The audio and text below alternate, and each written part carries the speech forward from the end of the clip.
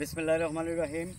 সম্মানিত ভিউয়ার্স, যারা আমাকে দেখছেন দেশ ও দেশের বাহিরে অবস্থানরত, সকলকে জানাই আমার অন্তঃস্থল থেকে আন্তরিক অভিনন্দন এবং শুভেচ্ছা। আজ চলে আসলাম বিশ্বের বৃহত্তম গ্রাম, ঐতিহাসিক একটি স্থান যার নাম সোয়ান ফরেস্ট এবং বানিয়াচুংয়ের ভাষায় লক্ষ্মীবাউর অথবা হরতি জঙ্গল। এমনই একটি স্থানে আজ পরন্ত বিকেলে চলে আসলাম। কেন চলে আসলাম সে আরেক কাহিনী।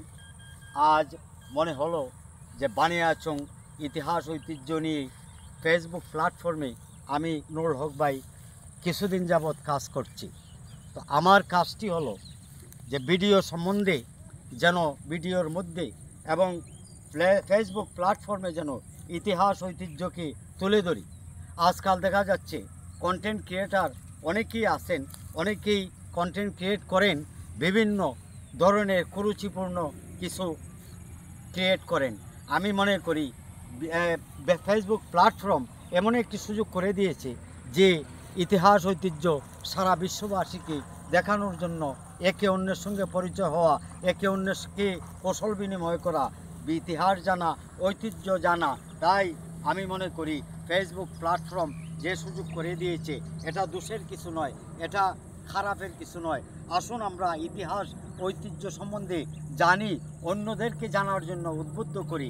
আমরা চেষ্টা করি যেন ভালো ক্রিয়েটার তৈরি করে সমাজকে কিছু দিতে পারি, কিছু শিক্ষণীয় বিষয় আমরা নিজেও কিছু শিক্ষা করতে পারি, পরবর্তী জেনারেশনকে আমরা কিছু শিখিয়ে যেতে পারি। তেমনই একটি স্থান রয়েছে লক্ষ্মীবাউর জঙ্গল।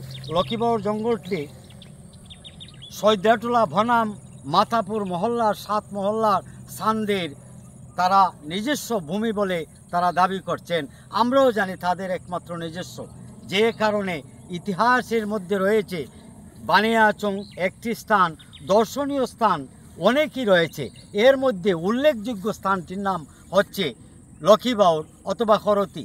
তাই লক্ষ্মীবাউরে ইতিহাস ঐতিহ্য সম্বন্ধে জানার জন্য আমি চেষ্টা করতেছি পরবর্তী কোনো ভিডিওতে আপনাদের মধ্যে তুলে ধরার জন্য। এখানেও কেন লোক আসে, এখানেও কেনই বা দেখার জন্য আসে।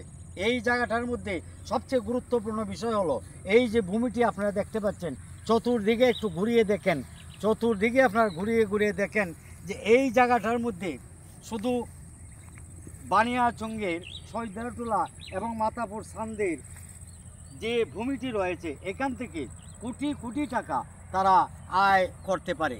রয়েছে মৎস্যের বিভিন্ন আশ্রম, অভয় আশ্রম, মৎস্য চাষের জায়গা।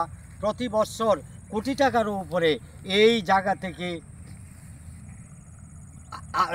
আসে। শুধু একমাত্র সানদের যারা আছে তারা এটা উপভোগ করে। আমিও মনে করি তাদের নিজস্ব এই ভূমি, এর মধ্যে কারো কোনো ধরনের দখল নাই, সরকারের কোনো আধিপত্য নাই, যে কারণে তারা সুন্দরভাবে এইটার পরিচালনা করে তারা আসছেন। সৌন্দর্যমণ্ডিতভাবে তারা নিজস্ব অর্থায়নে প্রতি বছরই তারা এটি সাজিয়ে গুছিয়ে রাখেন। দর্শনার্থীরা এসে যেন এই সৌন্দর্যটা উপভোগ করতে পারে। আমাদের বানিয়াচংয়ের ঐতিহ্যবাহী দর্শনার্থী স্থানের মধ্যে অনেকগুলি স্থান রয়েছে। এর মধ্যে সবচেয়ে উল্লেখযোগ্য লক্ষ্মীবাউর জঙ্গল অথবা সোয়ান ফরেস্ট। আমি নুরুল হক ভাই ছুটে যাই এক প্রান্ত থেকে অন্য প্রান্তে, চেষ্টা করি বানিয়াচংয়ের ইতিহাস ঐতিহ্য তুলে ধরার জন্য। আজ এমনই একটি স্থানে আসলাম আপনাদের মধ্যে তুলে ধরার জন্য। যতটুকু সম্ভব হয়েছে তুলতে পেরেছি, তুলে আপনাদের মধ্যে দিয়েছি।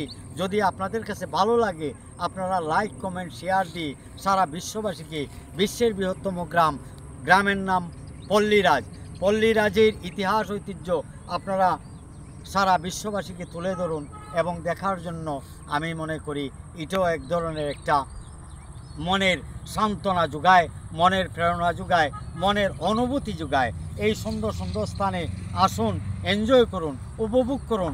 সৌন্দর্যমণ্ডিত কলকাকলির ডাক, পাখির ডাক, বিভিন্ন ধরনের প্রজাতির পাখি রয়েছে, বিভিন্ন ধরনের গাছগাছালি রয়েছে, খুবই সুন্দর দেখতে, চমৎকার। আপনারাও দেখতে আসুন। আমি মনে করি এখানে আসাটা জন্য কারো জন্য কোনো বাধা নয় এবং অতি নিরাপদ জায়গা। কোনো ধরনের কোনো মানে হিংস্র কোনো পশু নাই, যেখানে যে মনের মাধুরী মিশিয়ে সৌন্দর্য উপভোগ করা যায় এই স্থানটিতে। আপনারাও চলে আসুন, জানাচ্ছি আপনাদেরকে সাদর আমন্ত্রণ। ততক্ষণ পর্যন্ত সাথে থাকুন। আমি নুরুল হক ভাই হয়তো অন্য কোনো স্থানে অন্য কোনো ইতিহাস দেখার জন্য, ঐতিহ্য দেখানোর জন্য আমি নিয়ে যাব। ততক্ষণ পর্যন্ত সাথেই থাকুন। খুদা হাফেজ। সবাই ভালো থাকুন, সুস্থ থাকুন।